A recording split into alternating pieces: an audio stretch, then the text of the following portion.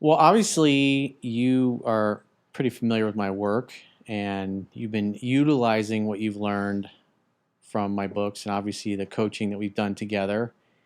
And obviously, Ashley, you're on the receiving end Mm-hmm. of the changes you've seen in Dominic. So, what is your best relationship advice as a 3% man? You want to start? You can start. I would say the best relationship advice would be to take responsibility for everything going on in the relationship. That's tough. It's easy to say, it's tough to do. Whatever's going on in the relationship I'm going to say all of it, but I'm going to say a lot of it is because how the man is showing up or not showing up. But it would be ideal if the man could take responsibility for everything they could possibly take responsibility for, because everything you're experiencing in the relationship is an opportunity to grow. And if you're experiencing it, it's because you need to experience it. And you need to grow from it. And the only way you're ever going to grow from it is if you take responsibility for it. Taking ownership of everything that happens. Take ownership for everything. That's tough. Oh, but she's volatile. Oh, but she said this. Oh, but she cheated on me. Oh, but she did this. She did that. Take ownership. Making a bad choice, not properly pre-qualifying your dating prospects, getting hypnotized by the beauty and the body. Either that, or maybe you created a void by not showing up in your masculine. And maybe she needs masculine presence, and the man drops standard consistently. Life fills voids. So by the man taking responsibility for everything, he has the opportunity to benefit from everything that happens, even if it's painful in the moment. And in reflecting on that, right? Taking responsibility, then doing the work necessary so that you show up different. Life doesn't happen to you; it happens for you. But it's tough to accept that. You know, it's like the mind says, "No, they did this, they did that," or they don't appreciate me, or they, whatever it is. At the end of the day, the more the man can take responsibility for it in any way, the more he has the opportunity to benefit from it. And then do the work. I got emotionally charged. I need to work on me. That's not on Ashley. That's my problem. I got triggered. My triggers are what gets triggered. So I need to work on my triggers and work on that, which is the stage 2 consciousness. I'm not showing up in my masculine. I'm being a do-boy. Well, then I need to do more of the stage 4 consciousness exercises so I could show up more of my masculine. I would say anything I could share with someone that is having a challenge in the relationship or wants a better relationship, take responsibility for everything and do the work on your end. Because at the end of the day, that's all you can do. Good or bad, it's your fault. As a man. As a man. As a leader. If you're a man and you're a leader, you take responsibility for everything. Leaders, true leaders, guys like Jocko Willink, I don't know if you're the former Navy SEAL, I don't know if you're familiar with him or not. I've seen some of his stuff on YouTube. He's intense. He wakes up at 4 a.m. Yeah, he takes total 4:30 a.m. I think. 4:30 a.m. He takes total ownership of everything in his life. And he talks a lot about that when he was in the SEALs. Because when a mission goes sideways, everybody wants to point the finger. Like right now, what's happening in Afghanistan, and the Taliban are literally moving into the city, and combat is now happening in the city. And he had missions that he ran when he was in Iraq that he was in charge of that didn't go well. Maybe somebody got killed on the mission, or maybe some of the guys they were training from the Iraqi side, Iraqi soldiers or police got killed. And then while they're doing the after action report, it's what happened. And it's always, well, this happened and that happened. But he was like, it was my fault. And then because he created that culture in his unit, in his team, other guys would say, well, no, boss, that's actually my fault, and here's why it was my fault. So it created a culture of when something goes wrong, everybody looks and says, what did I do personally that contributed to that failure? Because a lot of things that I've been talking about, especially with Jen and Gracie, is part of the red pill community. Obviously, you've read Rollo Tomasi's The Rational Male book. And a lot of these guys, their solution is all women suck. Women aren't the same. They've changed. The dating environment sucks. You should just pump and dump. You should spin plates. And it creates an environment where it allows men to not do the work on themselves, to continue to say, it's not my fault, it was the chick's fault. She was fucked up. Right. And if it's not your fault, then why would you take responsibility and why would you do any kind of growth? You're not going to change. So they're really stunting their own growth by not taking responsibility. And I get it. That's the theme in our culture right now. Look at any politician, look at any public figure. None of them have ever taken responsibility for anything. If anything, it's point the finger left or right, you know? I mean, it's just it's rampant in our society, and I think that's a shame. I think it's a horrible role model for men, and I think that there's a huge imbalance, and it's impossible for men to grow unless they're taking responsibility. I like what you said about Jocko, and if I were to give advice to any man listening to this, the biggest change I had in my relationship was when I took responsibility for everything that happened and accepted that as an opportunity to grow. I changed dramatically. And until I was able to do that, willing to do that, the relationship was stagnant. Yeah, I agree. Yeah, you've got to, if you made a bad choice, maybe you dated somebody that came from a broken home, or because I've had so many phone sessions over the years with guys who were involved with women that have cheated multiple times, and they keep getting back together. They forgive the girl or the woman, the wife, the woman they were dating. They give her another chance, and then the guy goes off. Maybe he's in the military, he goes off in deployment or whatever, or he's traveling for business.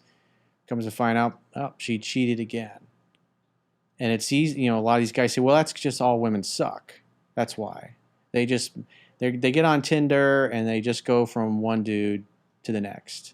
And if you slip up, you get replaced. And a lot of the comments, especially the body count video that Gracie, Chunky, and I did originally, got a lot of negative comments on people. And the thread I saw in a lot of those comments was guys basically saying, well, I got to be with a virgin or a woman that's only been with one or two boyfriends, because if I slip up or I'm going through a tough time or I get depressed, she'll just leave me and go screw my best friend or screw the next door neighbor or just leave me from some random dude she met in a girl's night out or some guy that she was working with.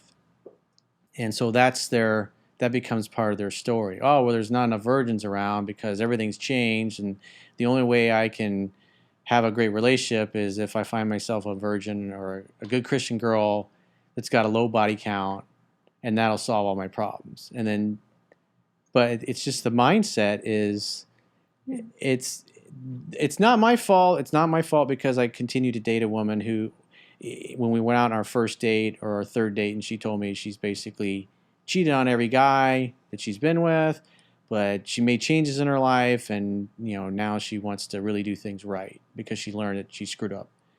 And then the guy goes ahead and gets in a relationship, but then a year, 2 years, whatever it is, they get complacent, they get busy, they get caught up, they stop dating and courting her. She's unhappy. She complains about it. She complains about the same thing over and over and over again.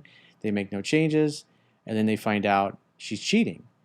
And so the story becomes, oh, well, if I get a virgin, then that's just not going to happen to me. No matter what I do, no matter how lousy of a boyfriend or a husband I am, I can be lazy and get fat, and she'll never leave me because she's got a low body count. And that's the mindset. That's what I saw in the comments. A lot of guys were literally saying things like that. They think, oh, there's just not enough virgins around, so, well, I'm just going to spin plates and fuck as many different women as I can and never get into a relationship because a lot of guys also have been burned in divorce court, because the last thing anybody's thinking about on the day they get married is a divorce. And obviously you went through a divorce, I went through a divorce, and obviously you had kids involved with yours, and it wasn't a pleasant experience. And fortunately we live in the mostly free state of Florida, but there's other guys that live in other parts of the country where the laws are completely slanted against the guy. 85% of divorced men have less than 50% coverage, or 50%, what do you call it? Custody of their kids. So that's the general theme is women have the kids more, the men have them less, even though the men might be paying out more. Yep. So it's definitely not a fair situation for men. Agreed. Well, But you can't become bitter and say, well, because of that bad experience, whether they dated or married a low integrity woman or they didn't show up as they needed to and didn't take any responsibility, and then eventually she left and divorced him, then they get a bad taste. They're like, well, I'm never getting married again, or I'm only going to get... Like for me, I personally, if I got married again, I wouldn't want to involve the government. I'd want to have some kind of a civil type of marriage. Well, you had a bit of a taste of that because you didn't want to get married for a while. I didn't want to get married either. That. Yep. And then things changed where I realized that registering as married really for us was me stepping up and claiming my woman, and that I'm going to be your man, and I'm going to be here, and I'm going to defend you and our babies, and I'm going to take care of you. And it was a masculine So statement. using the pain as a motivator because you know how unpleasant a divorce can be, but you're willing to take that risk again.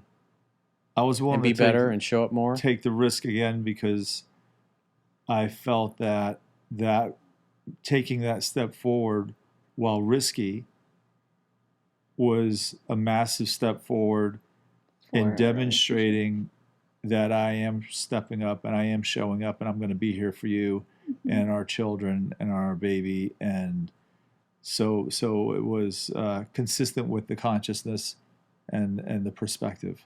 Mm-hmm.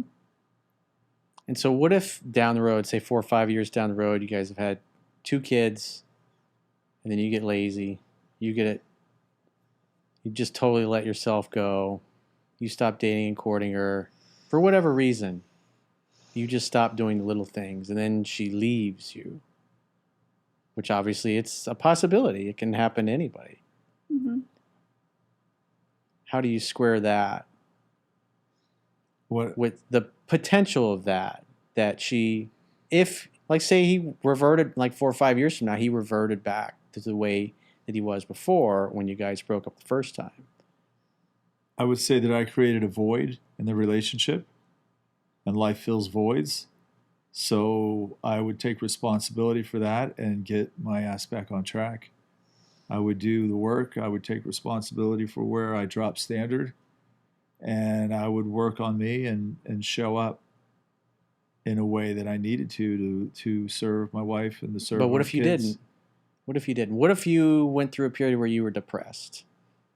Or you just became lethargic? He's doing what's these like. are, So what if we start going into like we're getting a divorce? Is what you're asking, right? Yeah. So it's something like happened where we went in that direction. Something happened, and we're getting something a divorce. happened, and then say she met another guy, maybe a guy closer to her age, because you guys are, your age is like, she's half your age. You know what's actually funny? I'm like smack dab in the middle between my age difference with my son and my age difference with him.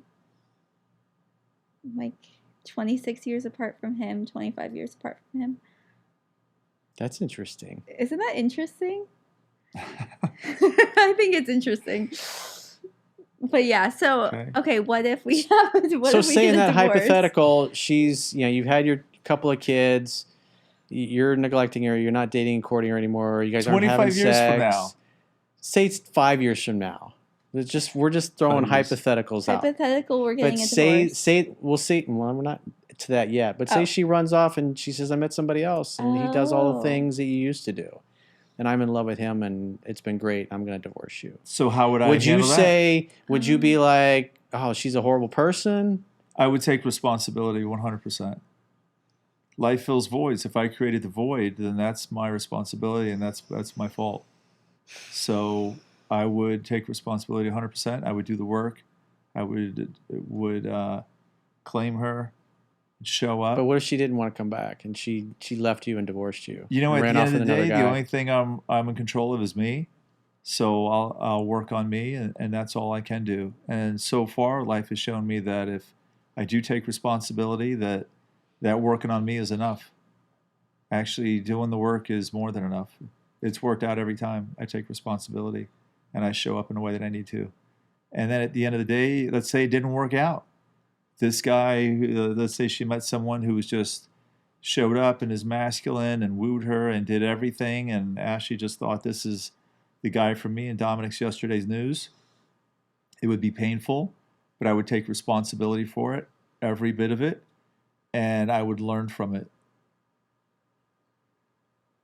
That's I would pretty say, awesome. like, looking at your track record,